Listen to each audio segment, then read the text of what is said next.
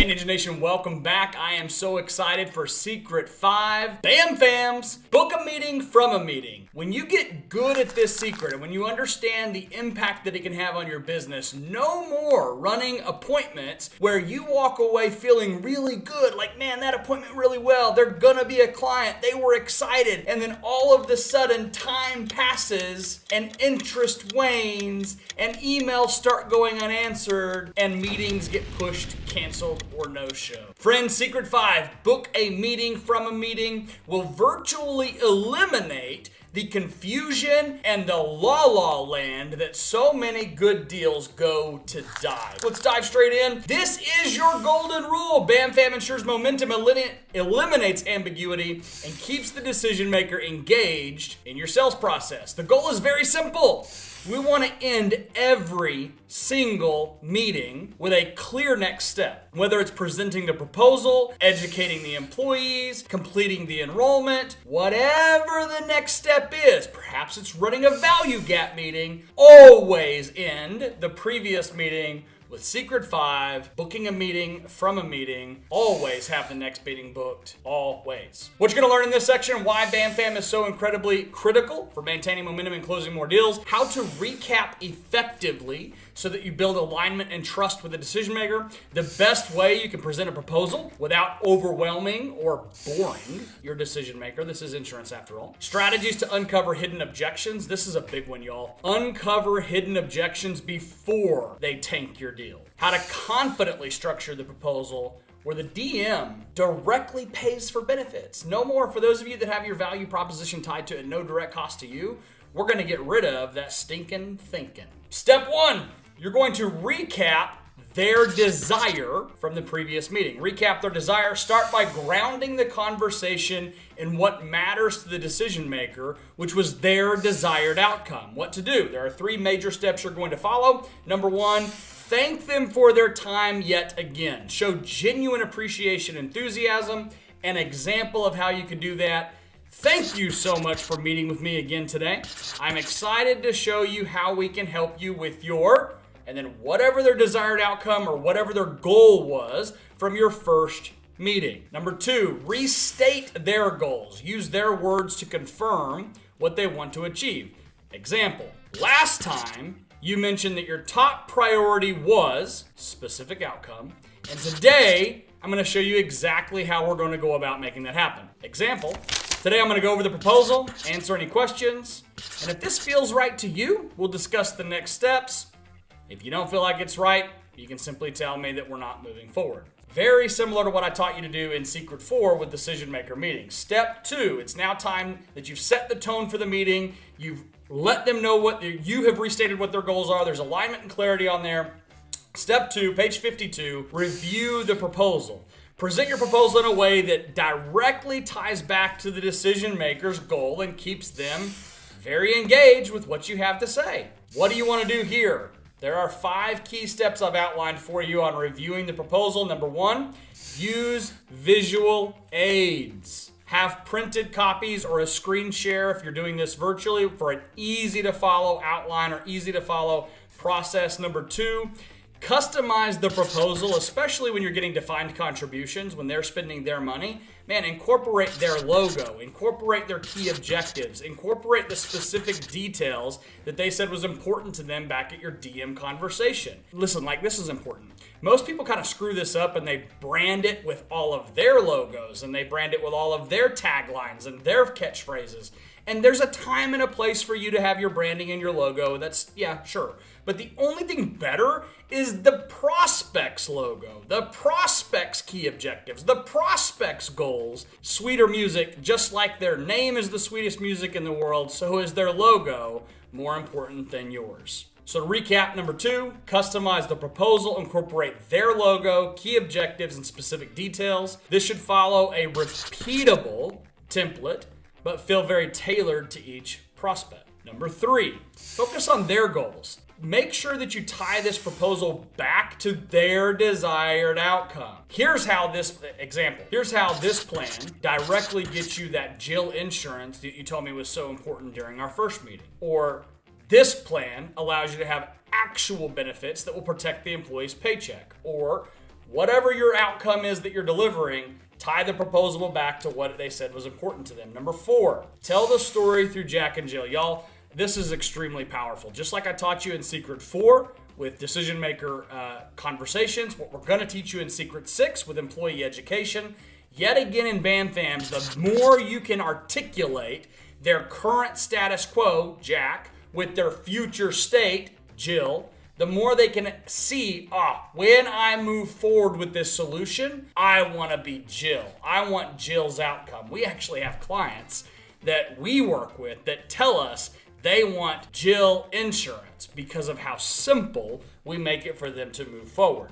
Step 4, use the framework of Jack and Jill to customize the narrative. As I just outlined, Jack status quo, Jill desired result. Number 5, eliminate overwhelm. Keep the choices of what you're offering them to a minimum. Provide 1 or 2 clear paths, not 37 spreadsheets with 48 different plan designs with 200 prescription options. Not 3 different accident plans with 4 different disabilities with 12 different elimination periods. Simplify it down. Simplification, simple scales, complex fails. Write it down. Simple scales, complex fails. Here's a ninja pro tip for you. The simpler your proposal is, the more simple the proposal, the more quick the decision, or the faster the decision is what you can write in your blank there. Step 3, find objections and hidden problems. Now, I want you to really pay attention to what I talk about here in step 3. This is incredibly important.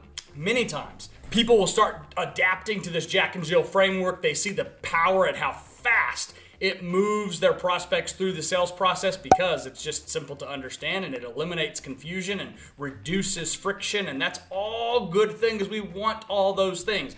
But as your skill set increases and as you start swimming upstream and you start working on bigger companies and bigger companies and bigger companies, and your solution or the outcome you provide starts to get more sophisticated and more complex, hear me, the more sophisticated and more complex the solution or the outcome that you provide, you need to expect good, healthy friction or healthy objections. This is important to understand, okay? What to do? There are 3 steps here to help you find objections or find potential hidden problems and deal with them before they start to tank your deal. Number 1, ask better questions. Wow, Zach, thanks so much. Quite literally, instead of asking, does this make sense, which usually will generate a very pathetic answer, yes, ask very specific, very engaging questions. You might ask it more like, I want you to think about one of your more vocal employees. You know, the one that always has an opinion on everything? What would they say about this option? What would they say about this health? What would they say about this Jill insurance? If you want better answers to your questions, ask better questions. Number 2, address concerns. Proactively identify potential issues or misunderstandings. How do you do that? By asking better questions, is the example I just gave you. Number 3, answer questions. Now, this one is so surprising that I feel like I even had to write it in the book, but I can't tell you the number of times I have sat by the side of reps doing presentations, doing conversations, meeting with decision makers, and having a decision maker ask you a point blank question and watching the agent just dance around it and do everything except answer the question. And I don't get that. So let me help you. Number 3, answer questions. Be ready to provide clear, direct answers that simply reinforce the value of your solution. Don't try to make it something it's not. Don't try to make it a bigger deal out of it than what it is. If you don't know the answer, the best way to handle it, if they ask you such a specific question about a product, a service, a vendor, a contracted carrier that you don't know, you just tell them, you know what, I don't know. I have no idea. But let me make sure I understand your question. And then you restate what you believe they're asking back to them, and if they confirm, yes, that is actually what I want to know that, then you simply tell them, I don't know, but I will find out for you by, and then give them a deadline. I'll find out to you before we have our next meeting. I'll find out for you and email you this afternoon. I'll find out and email you by the end of the week. Whatever it is, just follow through. Nobody expects you to know everything. Like, that is one of the greatest fallacies of insurance agents. They think they have to know everything about the product, the service, the claims, every contract, the bigger outcome you provide, the less that you can be aware of every single aspect. And that brings us to step 4. Asking for the sell. You've addressed all their objections. You've confidently guided the conversation. It is time to ask for a decision. There's 2 steps that you're going to follow here. Number 1, simply confirm their budget. Revisit the agreed upon Jack and Jill decision maker contribution per employee per month. Based on what we've discussed, does this align with your budget that you had in mind for $67, for $107, for $580? Whatever the number is, man, get away from trying to do simply secure the budget. Now, if you're still in a frame of mind or you still want to offer broke insurance to broke people and your avatar is, hey, I love serving business owners that don't really care about their employees and don't want to offer benefits, and the only way they're going to do so is at no direct cost to them if I can save them enough money on federal FACA dollars, then I don't even know really why you're practicing or looking at or going through these 8 secrets. You're wasting your time. Just go pound pavement, right? Make more calls, talk to more people. If you're going to keep selling broke insurance to broke people, then you're going to keep getting broke results. If you're going to learn what I'm talking about, you have got to learn how to sell based on need and value. And as such, you're going to learn to ask for the checkbook of the decision maker, which they will give you based on the value that you're providing. So the example, once again, based on what we've discussed, this is aligned with your budget you had in mind for $107, for $67, whatever the number is. Once you've confirmed that, number 2, discuss the enrollment details. Nail down the logistics for employee education and enrollment. Once you have got a commitment to move forward and you've got a commitment to the budget, it is time to nail down those all-important details of the next steps, which brings us to the 5th and final step of the BAMFAM, signing the agreement.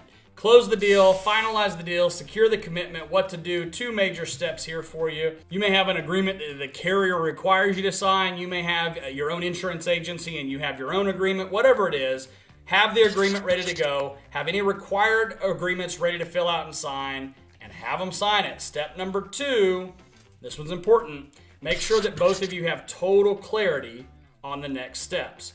Recap the next meeting details to ensure that everyone is on the same page regarding the education. All right, and welcome back from the power of YouTube editing. You can see that my camera died there a moment ago. I went and got myself a nice little haircut. We're ready to pick up on page 54. This looks good to you, and we can go ahead and finalize everything today. Number 2, clarify next steps, and this is vital. Do not assume that just because you signed the agreement that there's clarity on what needs to happen next. Recap the next meeting and all the details to make sure everyone is on the same page regarding the education and enrollment of the employees. You're going to want to make sure this is a rock star level awesome experience. In order to do that, you need all the stakeholders, payroll, HR, the business owner, whoever it might be that is involved in the decision-making process, that you have total clarity on what the next steps are. Why does BAMFAM work? Well, because momentum, my friend, is everything in sales. Without a very clear next step through the book a meeting from a meeting, meetings will lose focus, follow-up drags on forever, and deals go cold. BAMFAM keeps this process moving right along with precision and purpose because everyone knows what's happening. Benefits of BAMFAM are very simple. Number 1, it eliminates uncertainty. Both you and all of your stakeholders know exactly what's coming next. Number 2, it can build trust. It demonstrates that you are professional, you are organized, you are intentional. You don't have commission breath. You're not just trying to cram this thing down their throat for tomorrow afternoon at 2 p.m. You have got a BAMFAM trusted process. Number 3, you will not only increase your close rates, but you'll actually increase your commissions as well because of increased close rates, and you'll increase your commissions because of the defined contributions. By reducing the gaps between meetings, you maintain both engagement and interest. Page 55, I want you to take some time to write down your notes on the BAMFAM process, what you can do to continue to improve. We will see you on the Sales Ninja Insiders, and I will see you at Secret 6.